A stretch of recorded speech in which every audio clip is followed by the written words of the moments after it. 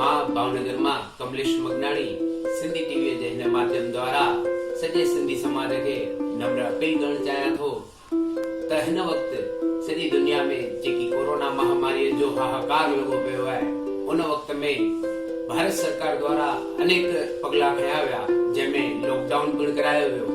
Lockdown जे पहिरें तबके में ॾाढी सुठी सफलता मिली ऐं कोरोना महामारी के संक्रमित थियण खां रोके सघिजो।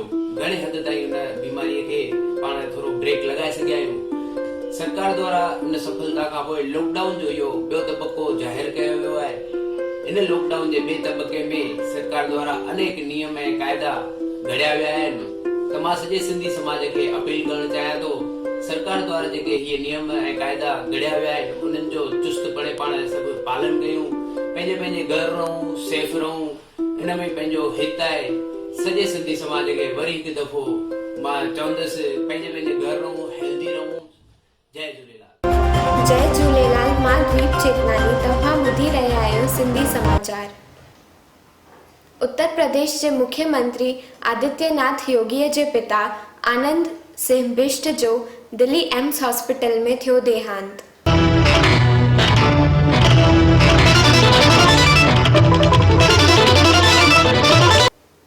भारत में कोरोना जा मरीज 2547 ठीक थिया।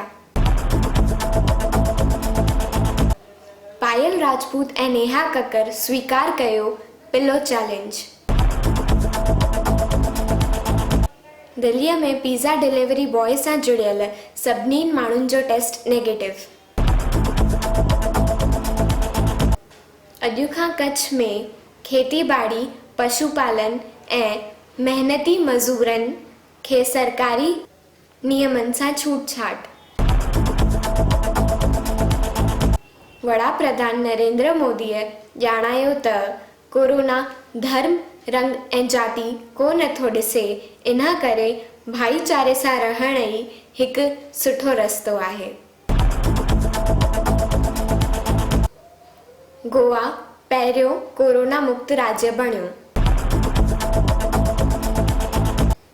मानवता ग्रुप ऐं सेवा सर्वोपरि ट्रस्ट जूं कच्छ में सेवा जारियूं। सिंधु रीसेटलमेंट कॉर्पोरेशन SRC जे तरफ़ां मंगनाणी हॉस्पिटल आदिपुर के भेंट में ॾिना विया वेंटिलेटर्स।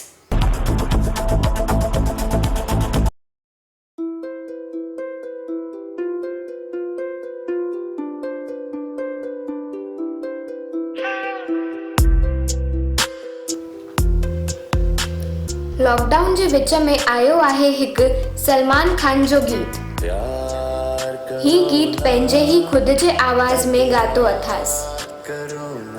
24 मार्च ते भारत के लॉकडाउन कयो वियो हो ऐं तॾहिं खां ई हर कंहिंजो रोज़गार बंद थी वियो आहे। एतिरे ताईं जो बॉलीवुड इंडस्ट्री खे पिण बंद कयो वियो आहे। न त काई फिल्म रिलीज थी रही आहे, न त कई फिल्म जूं शूटिंगूं थी रहियूं आहिनि।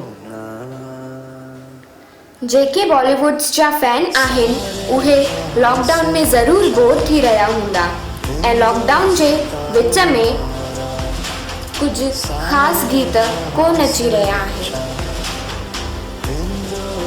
पर तव्हांखे ॿुधायूं था त लॉकडाउन जे विच में सलमान खान हिकु ज़बरदस्त गीत ॻाए रहियो आहे ऐं हीउ गीत स्पेशली कोरोना जे लाइ ठाहियो वियो आहे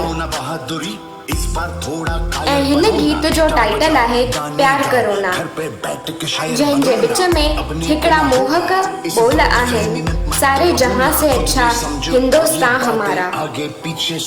ऐं हीउ गीत सलमान खान ऐं हुसैन दलाल लिखियो आहे ऐं अॼु ई बीइंग ह्यूमन ट्रस्ट द्वारा सलमान खान नाले सां यूट्यूब चैनल शुरू कई वई आहे। हिन गीत जो संगीत साजिद वाजिद ॾिनो आहे। नारायण श्याम चयो आहे, अल्लाह ईअं न थिए जो किताबनि में पढ़जे त हुई सिंध ऐं सिंध वारनि जी ॿोली।